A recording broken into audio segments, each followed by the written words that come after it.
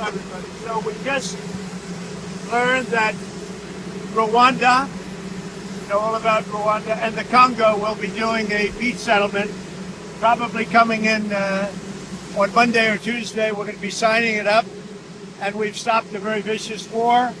So that was an honor for me to be involved. I want to thank J.D. Vance for a great job, and also our Secretary of State, Marco Rubio, has done a fantastic job.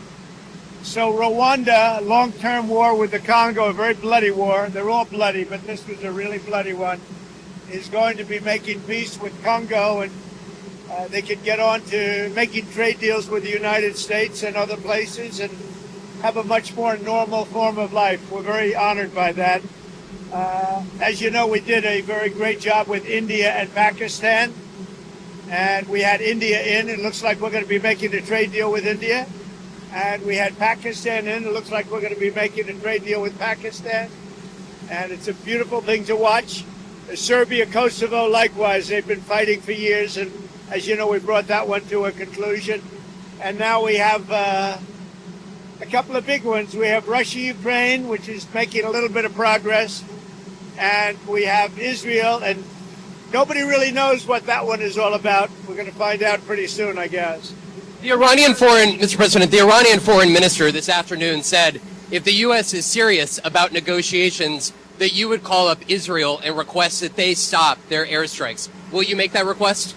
Well, I think it's very hard to make that request right now. If somebody's winning, it's a little bit harder to do than if somebody's losing.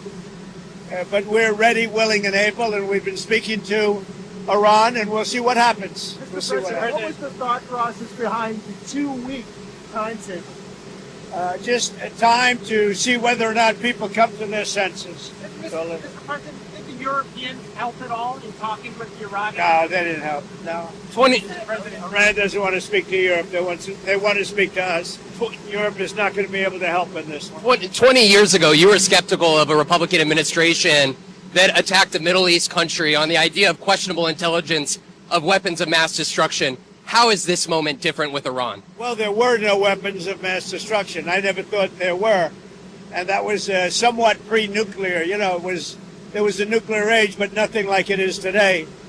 And it looked like I'm right about the material that they've gathered already. It's a tremendous amount of material. And I think within a matter of weeks, or certainly within a matter of months, they're going to be able to have a nuclear weapon. We can't let that happen. I was very much opposed to Iraq. I said it loud and clear, but I was a civilian, but I guess I got a lot of publicity. But I was very much opposed to the Iraq war. And I actually did say, don't go in, don't go in, don't go in. But I said, if you're going to go in, keep the oil. But they didn't do that. What intelligence do you have that Iran is building a nuclear weapon? Your intelligence community has said they have no evidence that they are at this point. Well, then my intelligence community is wrong. Who in the intelligence community said that? Your Director of National Intelligence, Tulsi Gabbard. She's wrong. Mr. President, are the Chinese in any way helping Iran at this moment?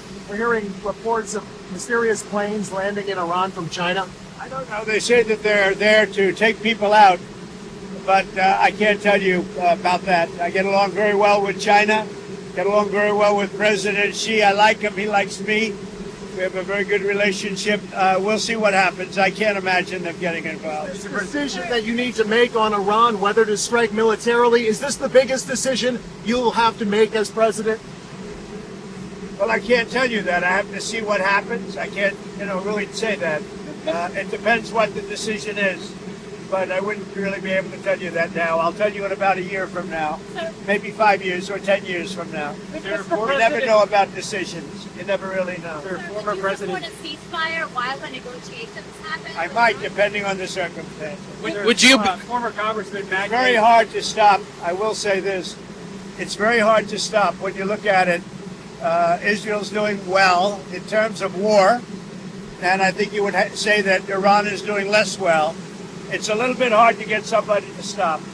Sir, Leo Cosgrove with Zero Hedge. Former Congressman Matt Gaetz threw out an interesting idea suggesting that if you were to broker a deal where nuclear inspectors go into both Israel and Iran, that you could win a Nobel Peace Prize, and they might even rename it the Trump Peace Prize. Did you hear those? What do you think of that? Well, they should give me the Nobel Prize for Rwanda and If you look the Congo, or you could say Serbia, Kosovo, you could say a lot of them. You could say, the big one is India and Pakistan. I should have gotten it 4 or 5 times. I should get it for the.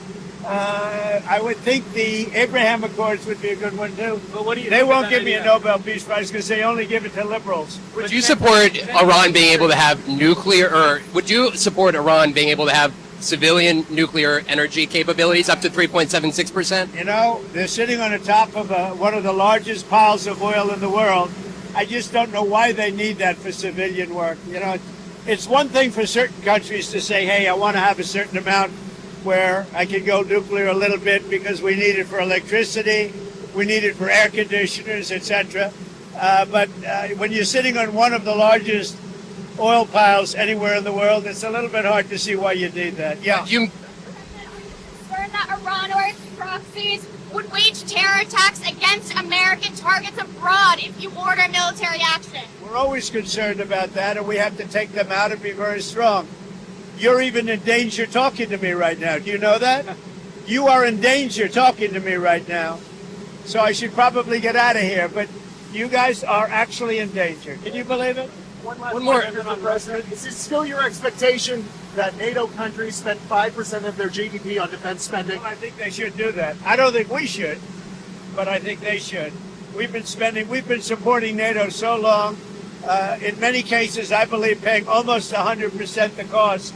So I don't think we should, but I think that the NATO countries should, absolutely. And if a country like Spain decides not to? Well, NATO's going to have to deal with Spain. Spain's been a very low payer. They were always a very low payer.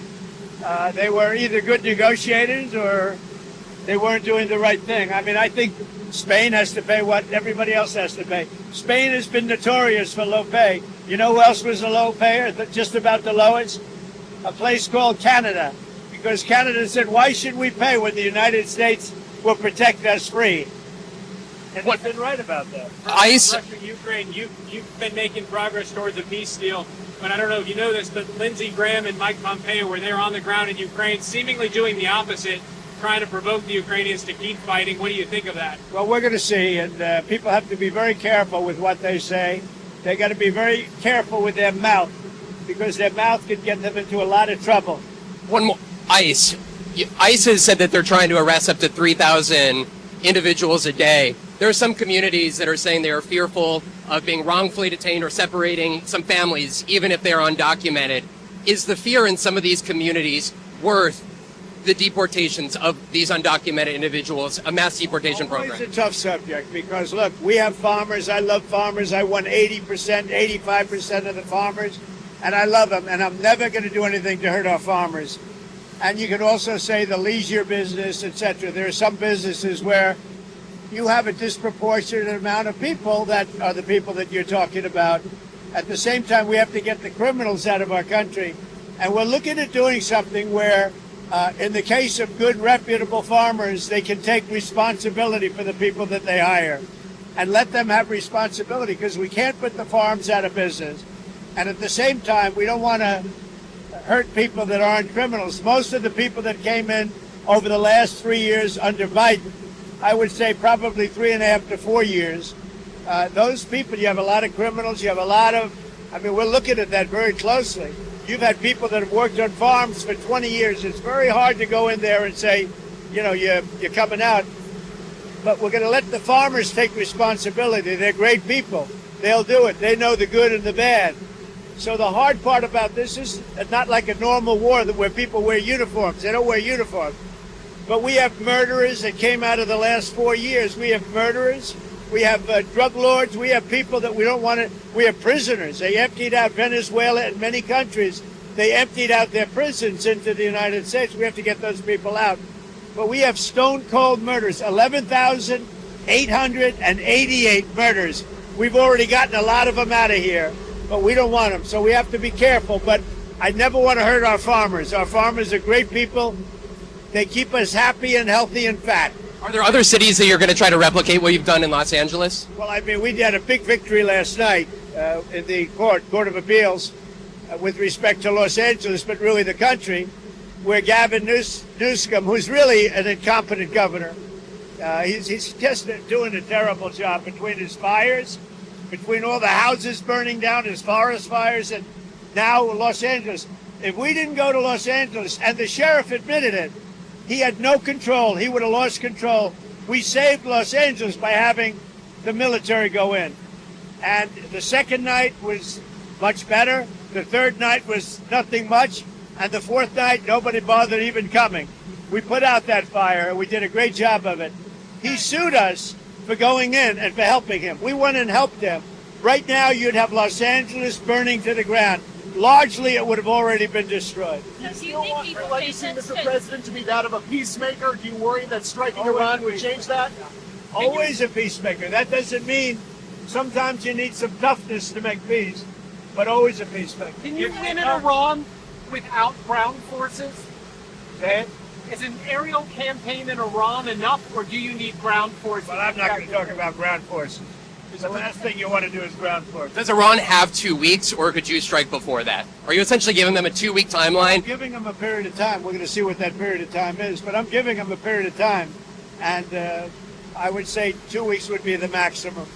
Mr. President, do you think deportations should focus on criminals or all people who are here illegally? Should start focusing on criminals, and that's what we've been focused on. Very bad criminals, dangerous criminals. But Stephen Miller said to go out and arrest every person who's here illegally. He's told ICE to arrest everyone who's here illegally. Do you agree with Stephen that? and I have a very good understanding. He's a terrific person. We have a great understanding. Mr. President, if there is an attack on U.S. assets, will you promise to conduct a full investigation and make it transparent with the American people before blaming Iran for such an attack? Well, if there's an attack, we'll know almost immediately with modern equipment who made the attack, and those people will be very, very unhappy.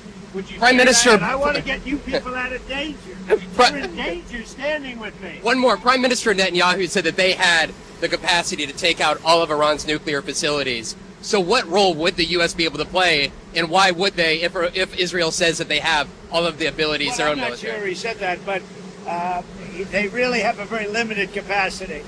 They could break through a little section, but they can't go down very deep. They don't have that capacity, and we'll have to see what happens. Maybe it won't be necessary. Maybe it won't be necessary. Would you like to see Congress pass a bill that bans child transgender surgeries? Well, I know they're talking about it, aren't they? Huh? We're going to have to see how it comes to me in what form. Certainly, it's been something I've been talking about also. Okay? Thank you, Mr. President. Appreciate it. Thank you, everybody. Thank you.